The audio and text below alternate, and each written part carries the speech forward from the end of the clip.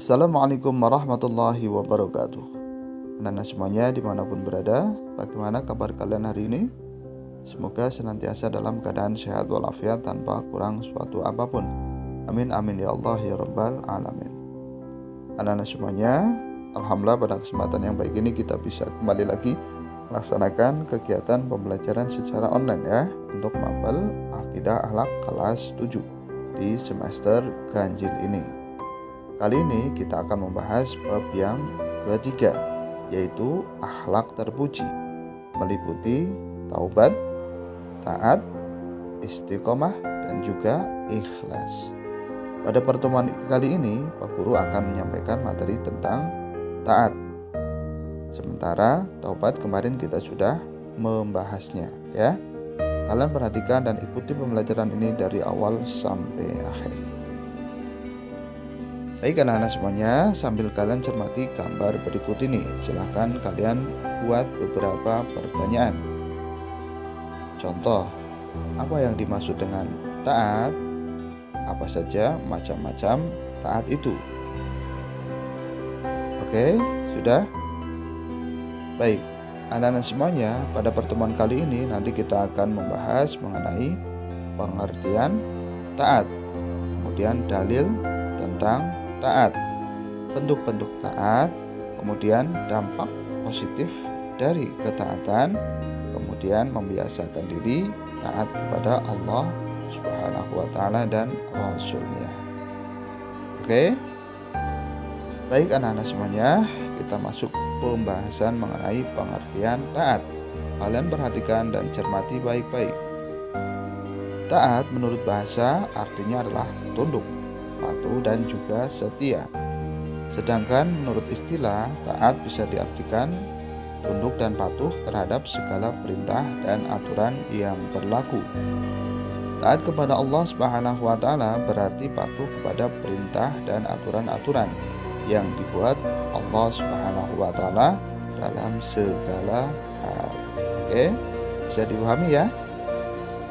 Nah, selanjutnya dalil tentang taat. Kalian perhatikan baik-baik. Bisa dilihat dalam Al-Quran surat An-Nisa ayat 59. Mari kita baca bersama-sama. Bismillahirrahmanirrahim. Ya ayyuhalladzina amanu ati'ullaha wa ati'ur rasulah wa ulil amri minkum. Yang artinya adalah, hai orang-orang yang beriman, taatilah Allah dan taatilah Rasulnya dan ulil amri di antara kamu. Nah, ini adalah dalil mengenai taat. Bisa dilihat dalam Al-Quran surat An-Nisa ayat 59.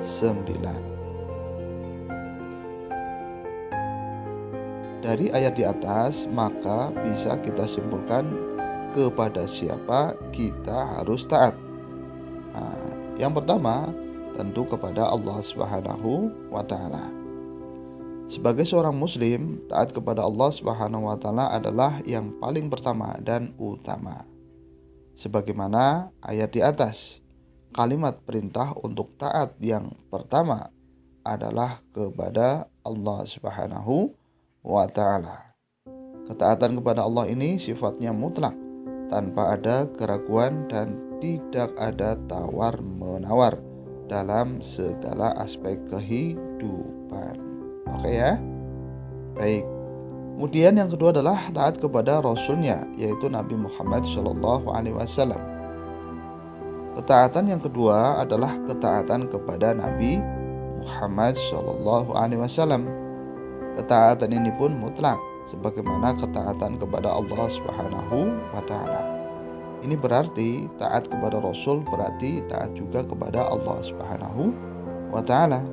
Demikian juga sebaliknya, tidak taat kepada Rasul berarti tidak taat kepada Allah Subhanahu wa Ta'ala. Oke, bisa dipahami ya? Kemudian yang ketiga adalah taat kepada ulil amri atau pemerintah. Ketaatan yang ketiga adalah perintah taat kepada pemimpin. Hanya saja ketaatan kepada pemimpin ini tidak mutlak, tetapi mempunyai syarat, yaitu selama pemimpin tersebut berpegang kepada kitab Allah dan Rasulnya. Oke ya, bisa dipahami anak-anak?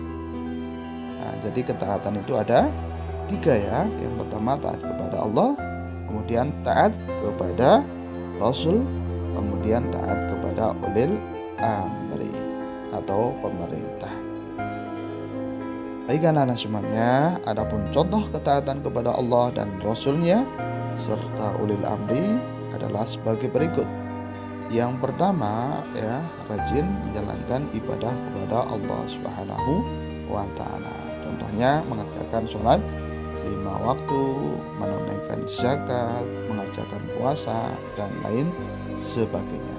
Oke. Nah, kemudian ya, taat kepada ulil amri. Contohnya adalah mematuhi peraturan yang dibuat oleh pemerintah ya. Contohnya adalah mematuhi rambu-rambu lalu lintas, tepat dalam membayar pajak dan lain sebagainya. Oke. Baik anak-anak semuanya, selanjutnya adalah dampak positif ketaatan kepada Allah Subhanahu wa Ta'ala. Apa saja? Yang pertama, memperoleh kepuasan batin karena telah mampu melaksanakan salah satu kewajiban kepada Allah dan Rasul-Nya. Yang kedua, memperoleh ridho Allah karena telah mampu mentaati perintah-perintahnya.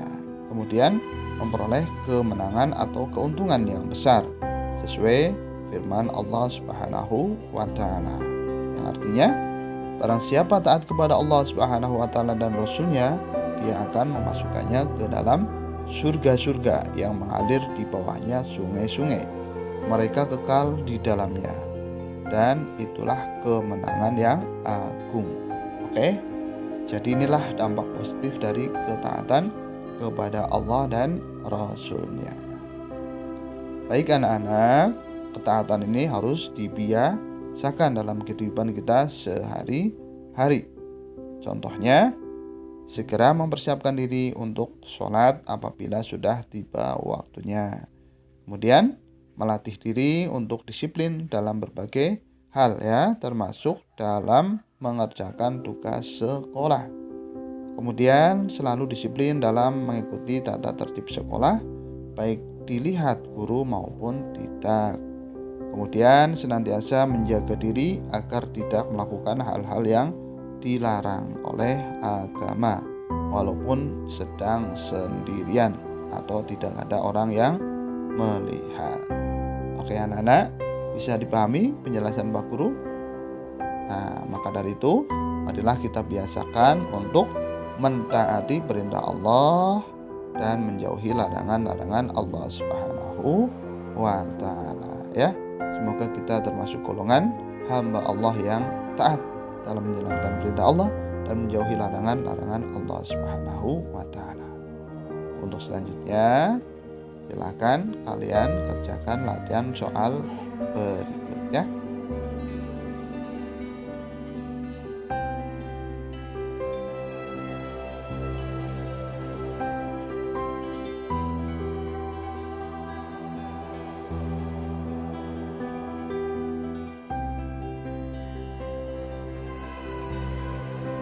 Demikianlah pembahasan yang dapat Pak Guru sampaikan.